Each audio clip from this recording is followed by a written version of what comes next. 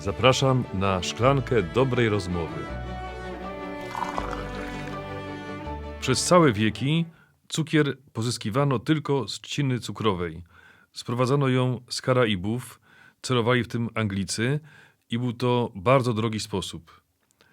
W XIX wieku w miejscowości Konary na Dolnym Śląsku Franz Achard, biolog i chemik, pod wpływem wcześniejszych odkryć zaczął badać buraki cukrowe. Doszedł do tego, że zawierają one bardzo dużą ilość cukrów i opracował metodę pozyskiwania cukru z buraków cukrowych. Nie dowierzano mu. Nie wierzono, że ta metoda zda egzamin. Mało tego, Anglicy byli przerażeni. Ich system ekonomiczny mógł runąć, pogrążyć się w gruzy. Dlatego przeszkadzali mu, a nawet proponowali przeprowadzenie się do Wielkiej Brytanii, wypracował dla nich. On jednak rozwinął swoją działalność, niestety pożary i brak zainteresowania kogokolwiek tą metodą sprawiły, że Achard umarł w zapomnieniu, ale pozostała jego metoda. Moi kochani, wojny napoleońskie. Wielka Brytania w odwecie blokuje drogę morską. Odcina drogę Karaiby, Imperium Francuskie. Napoleon odpowiada tym samym. Statki nie mogą przepływać z Karaibów. Nie ma cukru. Napoleon dowiaduje się o możliwości pozyskiwania cukru z buraków cukrowych. Dofinansowuje potężnymi środkami tą metodę. I dzięki temu mamy dziś tani cukier. Potrzebna była pozorna klęska, wojny i blokady ekonomiczne, żeby ten pomysł, który mógł ulec zapomnieniu, popaść w całkowitą niepamięć, mógł ujrzeć światło dzienne i dzisiaj mamy cukier z buraków cukrowych. No, historia zatoczyła koło. Mamy również cukier trzcinowy, ale to jest luksus. Żyjemy w takich czasach, że możemy sobie na to pozwolić. Moi kochani, to jest jedna z tych sytuacji, gdzie pozorna klęska staje się sukcesem. Mistrzem w pozyskiwaniu takich sytuacji jest Bóg. Dzisiaj święty Paweł w liście do Rzymian wypowiada moje ulubione słowa. Rzymian 8:28. Bóg z tymi, którzy Go miłują, współdziała we wszystkim dla ich dobra. We wszystkim, to znaczy także w pozornych niepowodzeniach i klęskach.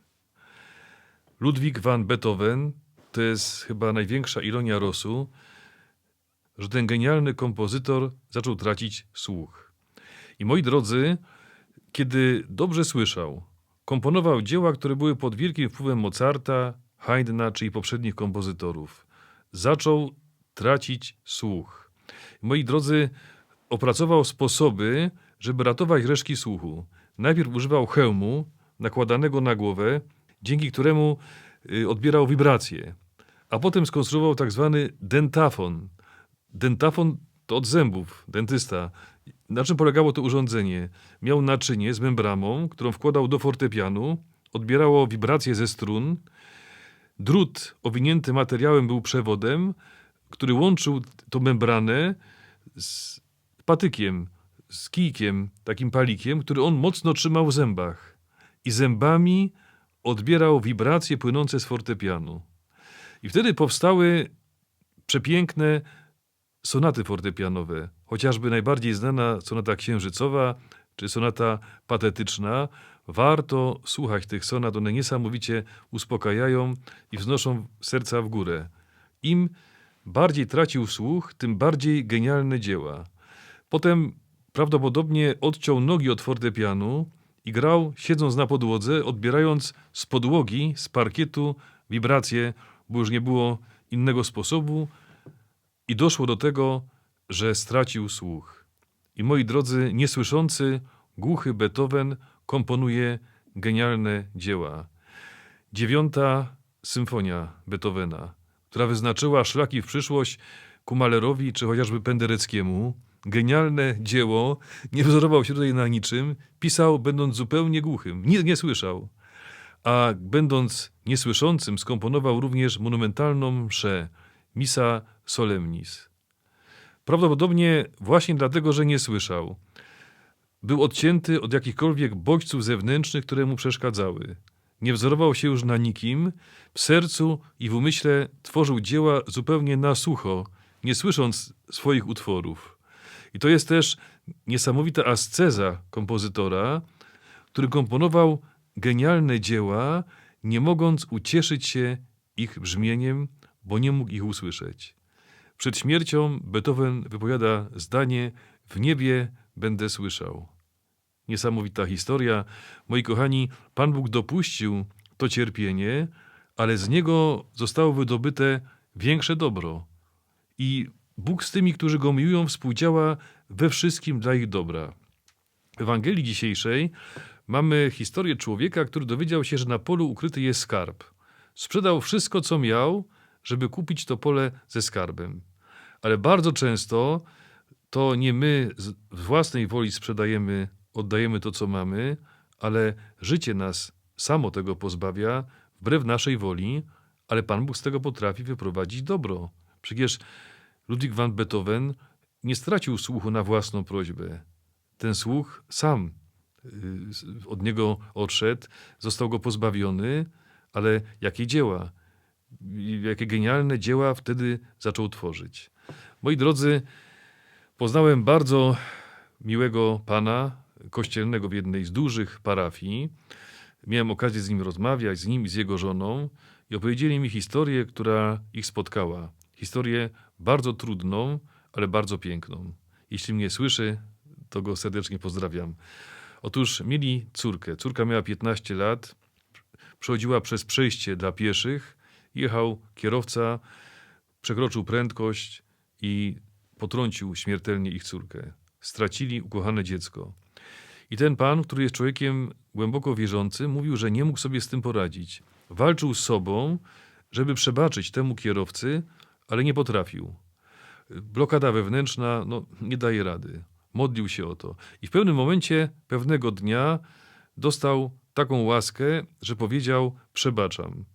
Dodał, kiedy mi to opowiadał, że to nie było tak, że w jednej chwili te wszystkie pretensje, te wszystkie żale odeszły.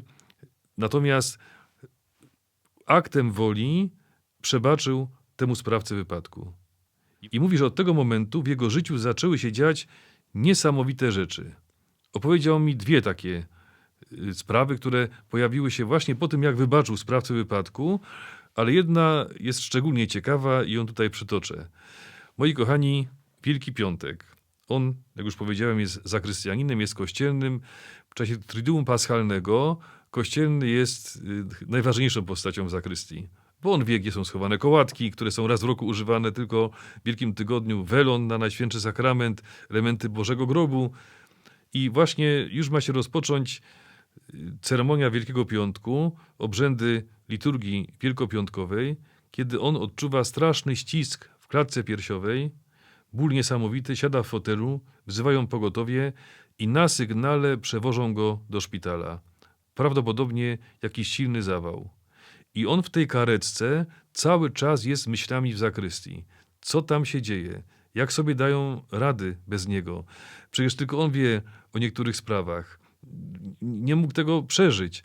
Moi kochani, na SOR-ze, EKG, echo serca, ratownicy medyczni mówią: proszę tutaj siadać i nie ruszać się z tego fotela, czekać na wyniki. Patrzy, obok niego siedzi jakaś młoda kobieta. I chcąc zrzucić z siebie ten ciężar, zaczyna z nią rozmawiać. I mówi: jestem tutaj kościelnym, niedaleko stąd, nie wiem, co się stało, niesamowity ból w klatce piersiowej, zostawiłem zakrystię, za chwilę mają się rozpocząć ceremonie Wielkiego Piątku, jak księża sobie tam dadzą rady? Ja nie mogę tego przeżyć, siedzę tu jak na szpilkach. I wtedy ta kobieta mu przerywa: proszę pana, niech pan mi nie mówi o Bogu, o Kościele, Pan Bóg nie istnieje, Pana Boga nie ma. Dlaczego? Dlaczego pani tak mówi? Tata miał 65 lat i wzięli go tutaj na sygnale i teraz się dowiedziałam, że zmarł. Jak ja to powiem dzieciom? Wnuki tak kochają dziadka. Święta, Wielkanoc. Jak ja to wytłumaczę? Gdyby Pan Bóg istniał, to by na to nie pozwolił. Proszę mi o Bogu nie mówić. I wtedy ten pan kościelny mówi tak: ja bardzo dobrze, doskonale panią rozumiem. Wiem, co pani czuje. Ale powiem pani jedno. Tata jeszcze mógł żyć. Był stosunkowo jeszcze młody. Ale moja córka miała 15 lat. Zginęła w wypadku. I powiem pani, że gdyby nie wiara i Bóg, to bym tego nie przeżył. Tylko dlatego mogłem to przyjąć, że wierzę w Boga i On mi dał siłę. I nagle ta kobieta zaczyna się otwierać i mówi, tak, to niech pan opowie, jak to było. I on zaczyna jej tłumaczyć, ona już zaczyna z nim spokojnie rozmawiać i nagle wychodzi lekarz z plikiem wyników. Proszę pana, niech pan tu podejdzie.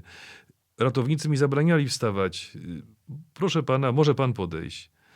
On przychodzi do lekarza, podchodzi do lekarza, a lekarz pokazuje wyniki i mówi, wyniki są w porządku, serduszko bije jak dzwon. To na pewno nie jest zawał, to będzie coś innego. Jak się dowiedział, że to nie zawał, nagle czuje, jakby coś się rozkurczyło w jego klatce piersiowej, przestało go boleć i ten ból już nigdy nie wrócił. Po świętach kolejne badania, okazało się, że jest zdrowy. Lekarz mu na tym sorze mówi, a może pan się czymś bardzo przejmował? To mogły być nerwobóle. I wracając z soru, ze szpitala do kościoła, bo tam jeszcze potem zdążył wszystko poukładać i przygotować wszystko na Wielką Sobotę, otrzymał taką myśl. Bóg potrzebował mnie bardziej tam w szpitalu, na sorze, na izbie przyjęć, niż w zakrystii. Tam sobie dali rady. A ta kobieta, być może gdyby nie moje świadectwo, straciłaby wiarę w Pana Boga. Pan Bóg potraktował mnie, użył mnie jako swoje narzędzie, bo mnie tam potrzebował. Ale to wszystko zaczęło się w moim życiu dopiero wtedy, kiedy przebaczyłem temu kierowcy. Stałem się, tak to czuję, narzędziem w rękach dobrego Boga. Moi kochani, czy to nie jest kolejna historia, kolejne doświadczenie człowieka, który przeżył to, że Bóg z tymi, którzy Go miłują, współdziała we wszystkim dla ich dobra. Wchodzi w nasze cierpienia, nasze troski i kryzysy i wyprowadza z nich dobro. Tak jak w każdej historii jest jedno ale. Jeśli w sytuacji po ludzku niemożliwej do przekroczenia powiemy, nie dam rady, zamkniemy się na Pana Boga, wykluczymy Jego działanie, zamkniemy serce na obecność Boga, nie przejdziemy dalej. Trzeba z naszej strony aktu zaufania, zawierzenia. To tak, jakbyśmy podeszli do drzwi ruchomych, jeśli nie zrobimy kroku do przodu, drzwi się nie otworzą. Chodzi o to, żeby w sytuacji, która jest po ludzku beznadziejna, zrobić jednak krok do przodu. I doświadczymy wtedy, że ściana się odsuwa i pojawia się całkiem nowa perspektywa, której wcześniej nie widzieliśmy. Tak jak było w życiu Beethovena, tak jak było w życiu tej sprawy z burakami cukrowymi, czy w życiu tego pana kościelnego, który w tak trudnej sytuacji otworzył się na działanie Boga poprzez akt przebaczenia i stał się narzędziem w rękach miłosiernego Boga. Na to otwieranie się na Boże działanie w sytuacjach po ludzku sądząc beznadziejnych, bo dla Pana Boga nie ma takich sytuacji, które są beznadziejne, przyjmijmy Boże błogosławieństwo. Pan z wami. Niech was błogosławi Bóg Wszechmogący, Ojciec i Syn i Duch Święty. Moi kochani, prześlijcie dalej ten film. Może ktoś jest właśnie w takiej sytuacji, że boi się zrobić ten krok. Może zauważyliście, że ostatnio YouTube dał nową funkcję. Kiedy klikacie kciuk w górę, polubiacie film, pojawia się funkcja podbij odcinek. Możecie przyznać nam punkty. I tak algorytmy tworzą listę rankingową i przez to nasz odcinek może trafić do większej ilości osób. Jeśli oczywiście zdobędziemy dużo punktów. Z góry bardzo dziękujemy. Bardzo dziękuję za wszystkie formy wsparcia. A takie szczegółowe podziękowania zamieścimy po powrocie z wakacji. A tu macie nasze poprzednie kazania, jeśli wam umknęły.